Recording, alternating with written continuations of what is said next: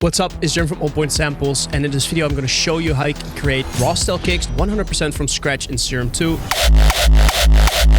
And this is 100% Serum 2 only, which is insane. I'm really going to go slow so you can follow along and copy my settings if you have to. Also, with the link below, you can download the preset that I'm making in this video 100% for free without any emails. Click a button, it's yours. And I created a mini preset pack that you can download for free too, with kicks like this.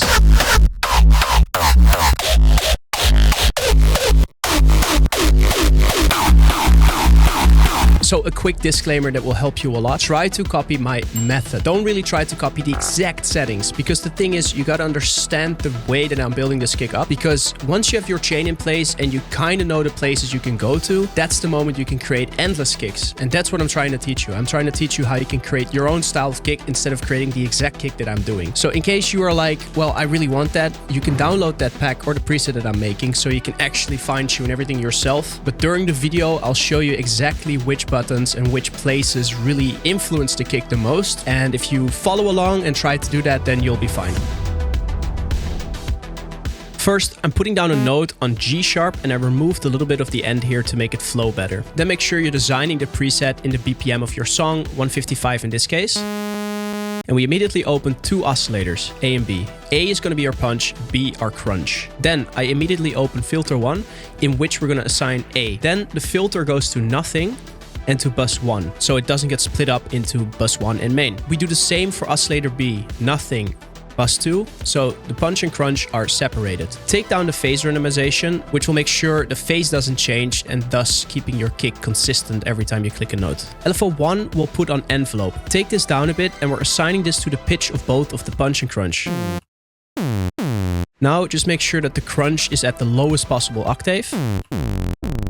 Too low. Perfect, right? Punch goes up 1. Let's try to separate the punch and crunch a bit. LFO2 goes to level of A, and LFO3 goes to the level of B. On envelope, both of them. Let's go into our filter and change the punch a little bit. We use multi-filters because they combine multiple filters, which is good for shaping punches. Just start with the bandpass notch filter, open the frequency, add all the drive because we really want to drive our punch.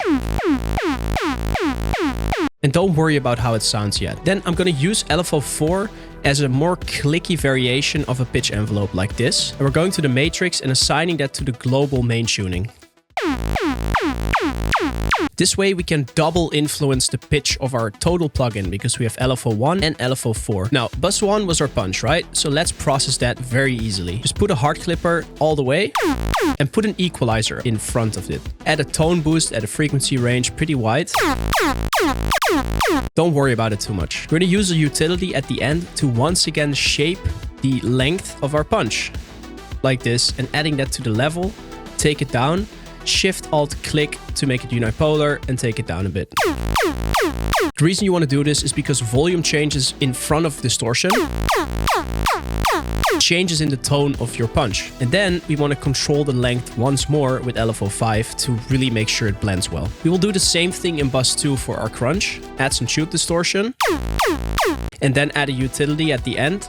And once again, make the shape with an LFO that you want your crunch to blend with. Down, Shift-Alt-Click.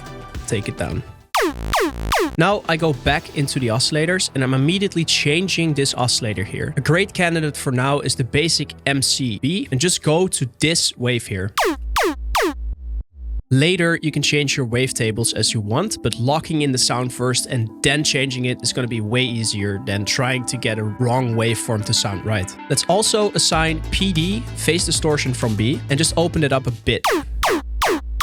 Now we're going to go in the main channel where the punch and crunch come together, and you immediately really want to crank a few effects. The first one I like to add is diode 2, just to round it out a bit. Not like this, but like this. I'm also adding distortion on hard clip. Somewhat like this. Don't worry about it too much. Use the compressor on multiband and take down the threshold, so we're removing the downwards compression and we only have upwards. Open the below to open the upwards compression. Nothing too crazy though. At this point, I want to add reverb to really get it together already. Put that on Hall mode for now. Take the depth and rate down so we don't have any spin/modulation on our reverb. Don't roll off the highs, but roll off the lows a little bit. We're going to use LFO 7 on envelope to control how our reverb sounds. Take the mix down and open it up during the full kick. Now, we're still adding reverb over the sub, which plays with the phase. So we're opening a splitter low-high, and we add utility only on the lows and take down the width so we collapse the bass into mono. So then we're going to kind of work on the final processing of our kick. And this is a very important stage. I want to lock this in first so I can then dial in the effects later. So I add distortion on soft clipper. And then we're going to add an equalizer in front. The reason we're doing this is because we're going to boost the sub during the crunch and not really during the punch, adding that humph sound to our kick. You hear that? It's going to take the reverb and the sub together and really like distort those and clip those together because we boost the sub. Make a shape somewhat like this. This resembles the punch and this where the crunch starts. And just add that to the gain, Shift-Alt-Click, unipolar, take it down to what you like. Don't do it too crazy. After this, I'm gonna just add another reverb because I like to really go hard on the reverb and just make the kick more alive. The reverb really does that. Hall, no spin, roll off the lows, open the highs, and use the same reverb automation again. Now I'm just adding one more utility again to mono the bass around 300-400 Hertz. Then I'm again opening a compressor or multiband, take down the threshold to only get upwards and open it up. Not too much though. Add one more distortion on soft clip to clip it against 0 dB again. And you can drive the volume against the soft clipper, but don't make it too distorted. Way too much. So at this point of the process, I want to improve the dynamic range. It's a pretty squashed kick, right? So I can use utility, put that anywhere you like, but for now put it in front of the equalizer. And we're using LFO 9 on envelope, create a transient and open it up again. Just take down the volume slider of the utility and add that here. Remember that the utility doesn't have any effects. It's just literally only there for volume for now. And listen to the difference. That's a way better kick, and that's what you want because now you can dial in the effects beforehand and really get to that final kick that I showed you in the beginning. I add a bit more volume, not like this, but something like this. And that's where you can really dial in the Rawstyle crunch as well, because we have reverb being driven with the sub together, creates distortion and a nice like hum sound that you want in these tonal Rawstyle kicks. So we have kind of finalized the first stage of the kick. We dialed in sort of the whole setup and now we can upgrade the kick. I'm gonna focus on the punch and crunch separately, and they're gonna blend together very nicely once we have all the effects. And how I can do that is adding a filter after the splitter where we fix the mono of the bass. And I'm just gonna use the reverb filter. I like it because it cuts into your frequency spectrum very interestingly, but I don't want it on the punch. So what I'm gonna do is just find the LFO that we used for the level of B, and I'm just adding that to the mix of that filter right here. Nothing at the beginning, opening up, probably halfway. And listen to how that influences our crunch mainly.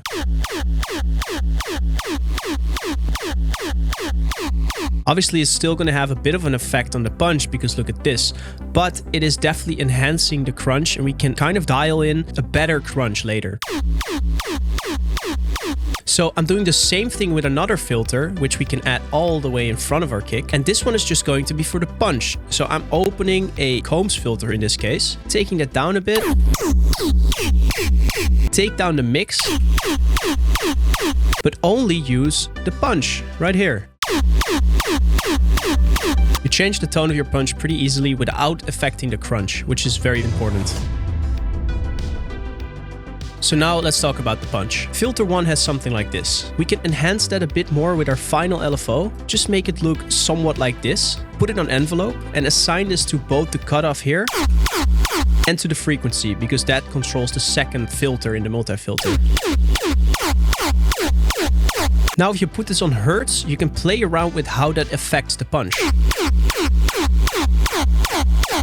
Also the positioning changes the punch.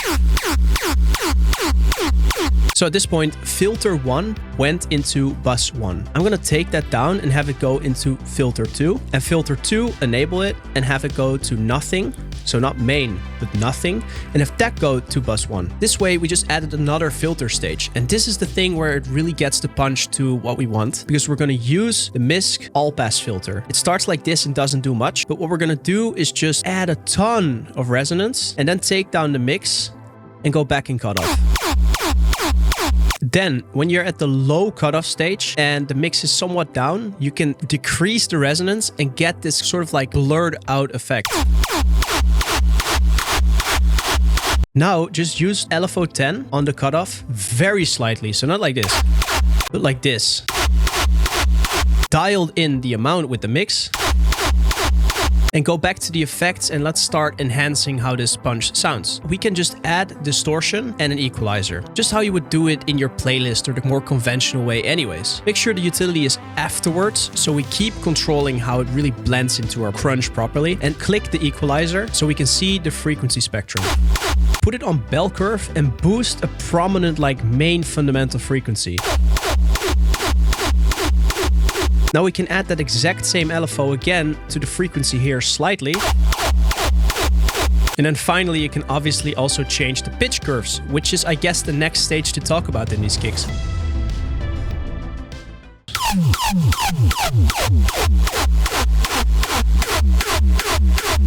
Something I like to do with this kick at this point is kind of dial in a tone for my punch. So I don't have it go down like this. I kind of have it start at a frequency and then make sure it doesn't really affect my bass. Because you gotta imagine that the different tonality that you push through all those filters is gonna result in wildly different punches. I can use LFO 4 as well, which is going to the main tune of the whole plugin. And just dial in that works for now. So at this point, let's enhance how the crunch sounds. We're gonna use oscillator C, same octave, no phase randomization, no level, and just dial that in exactly how we did oscillator B, same LFO. Make sure to assign your pitch envelope like we did here as well. One that I really like for now is using the 4088. Make sure that this doesn't go to main, goes to none, goes to the crunch channel. And now you can really dial in different overtones that go through the processing very carefully. Start with a barely noticeable difference and then go into the effects in bus 2 and play around with this crunch a lot. Just use distortion on asymmetrical. This sounds very extreme for now, but bear with me. Put an equalizer in front and kind of clean up the lows a bit with a bell curve.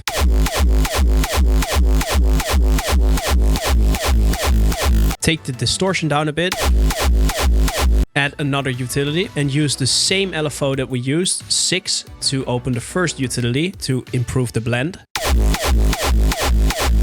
And the reason you want to do this once again is because distortion reacts differently to volume changes. So the first LFO that we added to the level here is going to react with the first distortion. Then we add this LFO to the utility to create the blend. We distort it again, but then obviously this part gets very distorted. So we don't really have volume control anymore. It's just going to drive it. And now because we have this asymmetrical distortion as well as an equalizer in front and 2 crunches being pushed together, we can kind of dial in a very specific crunch tone just by reducing very specific frequencies in the sub. This is because when you reduce the sub, it kind of opens up the mids more, and that brings out certain tones to your crunch.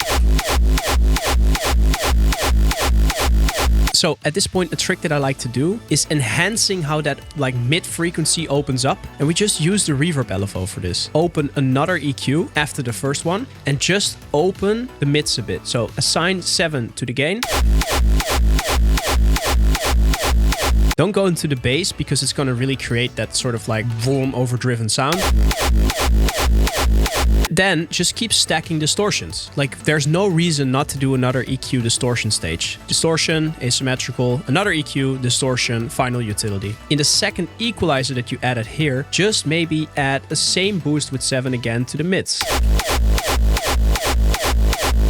Play around with the distortion type.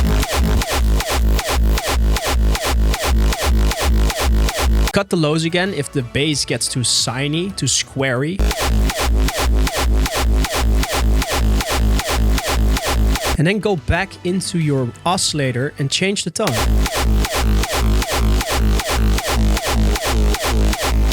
I like how that sounds for now. So remember that you can change the filter.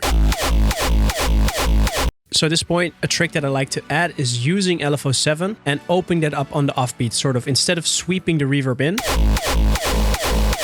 I like to just open that here.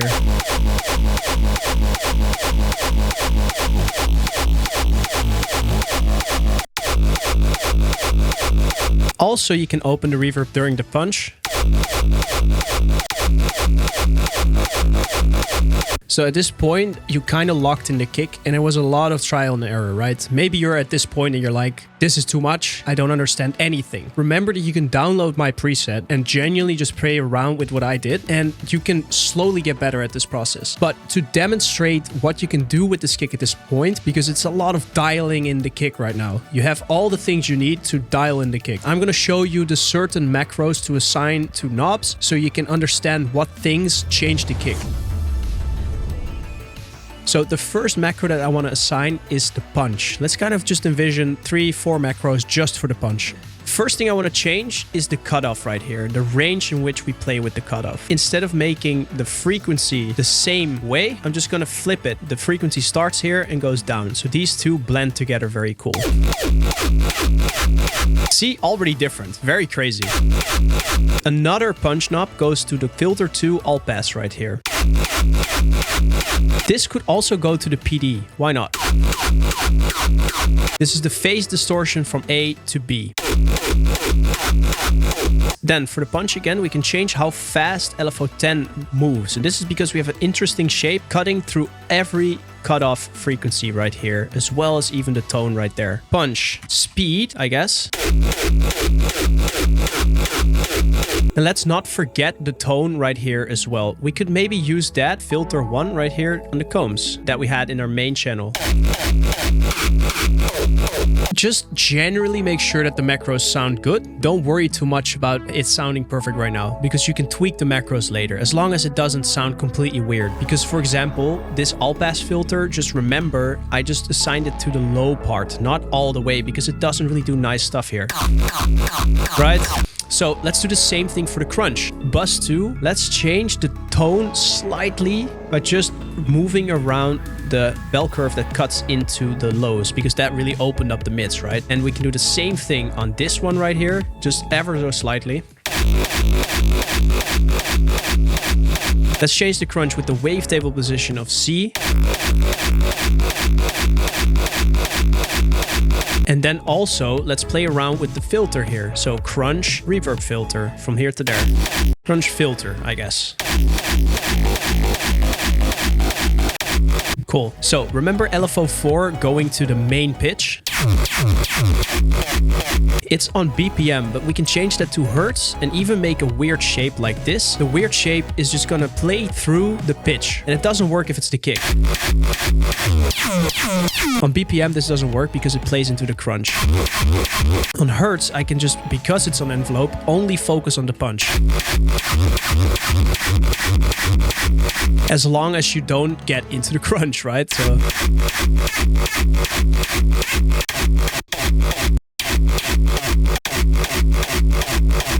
So the reason I put LFO4 on hertz is just because you can play through the pitch very easily.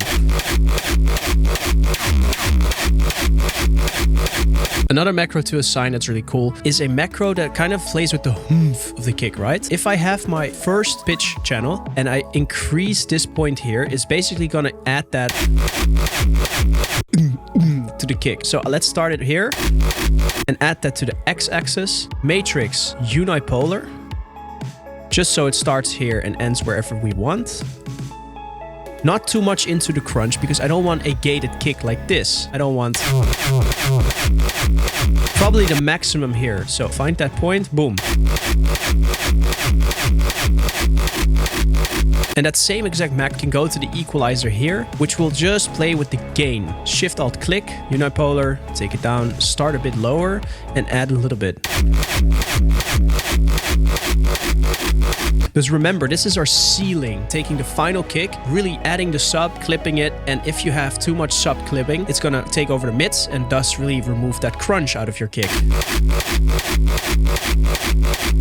A final macro to play with is the drive of your kick. Just remember that we had this whole ceiling in place and then we have our final soft clipper, and I'm just gonna add drive here that drives into the soft clipper. If you do too much, your dynamic range is gone, but you can definitely start from here to there and just kind of dial it in based on the kick you're making.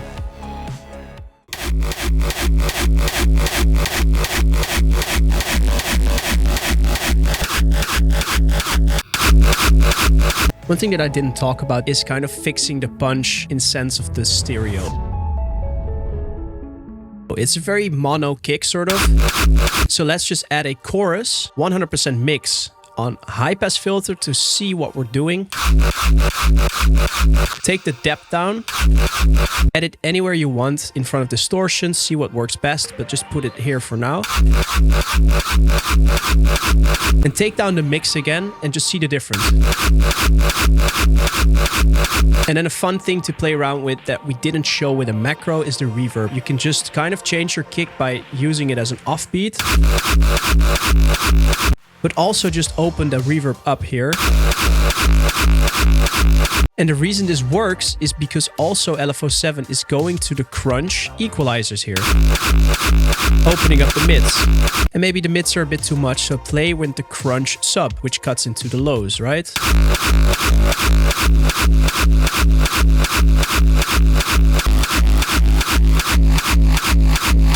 And the only thing you at this point have to think about is how the sub and the mids play together. When you have a lot of mids in your crunch or a very noisy crunch, it's just because the sub isn't loud enough. So that's why we have the crunch sub one that cuts into the lows right here. And also we have the crunch filter that is right here. That, as you can see, if we change that, it's kind of just changing the filter.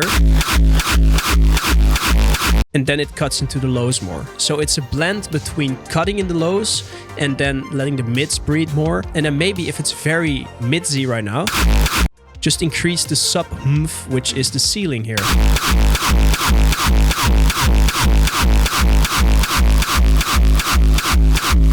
And if you don't cut into the low frequencies enough with this one and this one, you have too much sub, so you take that down a bit. Right? Reverb.